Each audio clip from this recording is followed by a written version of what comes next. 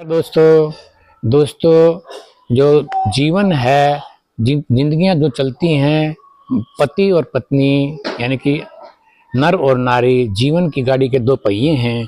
और वास्तव में देखा जाए इंसानी तौर पर दोनों को बराबर सम्मान मिलना चाहिए। दोनों पहिए अगर ठीक ठाक हों जीवन की गाड़ी अच्छे से चलेगी।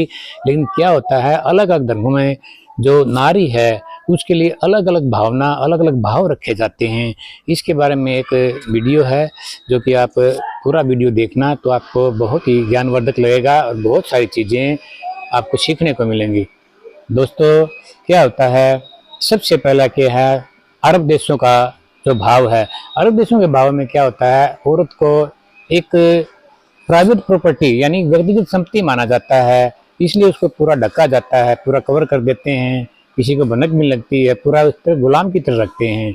दूसरा भाव क्या है, पाश्चात्य भाव है। पाश्चात्य भाव में क्या है, उसको उपभोग की वस्तु नारी को मानते हैं, जो कि बहुत ही गलत है।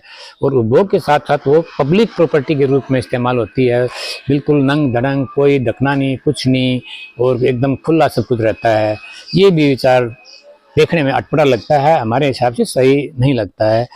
तीसरा जो भाव है हमारे सनातन धर्म के अंदर है।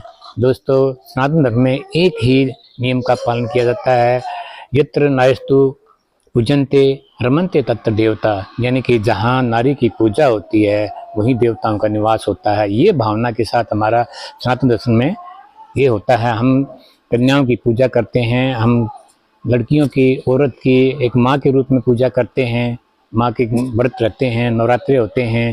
तो ये भावना हमारे ही धर्म में बहुत ही महत्वपूर्ण है, बहुत ही एक अच्छी मतलब मिसाल है जो सिर्फ सनातन धर्म में पाई जाती है। ये भावना रखना बेहद जरूरी है। एक गृहिणी है जो घर का निर्माण करती है, गृहिणी का मतलब होता है पूरा घर उसका ऋणी है।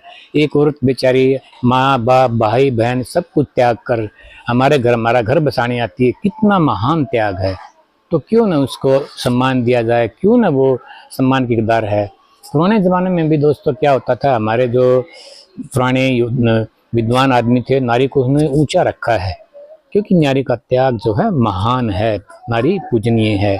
तो आपके इस बारे में क्या विचार हैं, आप ज़रूर कमेंट में लिखिएगा, आपकी इस बारे में क्या भावना है। दोस्तों वीडियो आपको अच्छा लगेगा इसलिए इसको शेयर करना, लाइक करना, कमेंट अवश्य करना, और सब्सक्राइबर नहीं तो सब्सक्राइब जरूर करना। चलिए मैं आपको एक बहुत ही प्यारा वीडियो दिखाता हूँ। नमस्कार दोस्तों, देखिए नारी को भिन्न भिन्न स्वरूपों में, भिन्न भिन्न धर्मों में भिन्न भिन्न भाव रखा जाता है।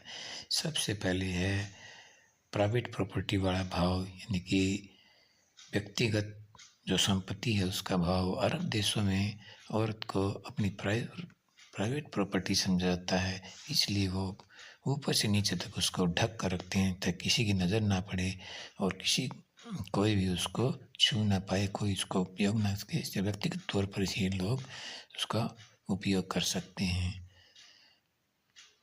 ये देखिए, अभी दूसरा भाव आता है अंग्रेजों में, पश्चिमी सभ्यता में। पश्चिमी सभ्यता में लोगों औरत को के लिए ये भाव रखा जाता है कि वह पब्लिक प्रॉपर्टी, व्यक्तिगत प्रॉपर्टी है लेकिन पब्लिक के लिए खुला है।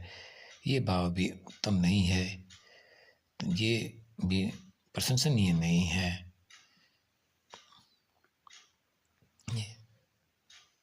ये देखिए, तीसरा जो भाव है हमारी उत्तम, हमारी जो सनातन धर्म की संस्कृति में, भारतीय संस्कृति है, हम औरत को, हम नारी को पूजनीय मानते हैं, यानी कि यत्र पूजन्ते नारी तत्र रमन्ते देवता। हम नारी को पूजा मानते हैं और सर्वश्रेष्ठ मानते हैं, और नारी की यहाँ पर पूजा होती है। यहाँ पर नारी को बहुत ही सम्मान की दृष्टि से देखा जाता है। जैसे पांचाल की उनके नाम भी, जो राज्यों के नाम भी प्राचीन समय में राजकुमारी के नाम पर रखे जाते हैं। जैसे पंचाल की राजकुमारी पांचाली, कौशल देश की राजकुमारी कौशल्या, और ऐसे ही बहुत सारे उदाहरण हैं हमारे समय में। ये देखिए किस प्रकार हम अपने माता बहनों की पूजा करते हैं और उन्हें सर्वश्रेष्ठ माने जाते हैं। हमारे प्राचीन धर्म में भी नारी को उत्तम स्थान दिया है, क्योंकि नारी एक ऐसी इंसान है जो कि खुद का परिवार, माँ बाप भाई बहन छोड़कर आपके परिवार में आती हैं, आपकी सेवा करती हैं और निस्वार्थ भाव से आपका घर बसाती हैं, तो निश्चित रूप से नारी जो है पूजनीय है। ये भाव हमारे धर्म में रखना जो कि बहुत ही उत्तम और श्रेष्ठ भाव है।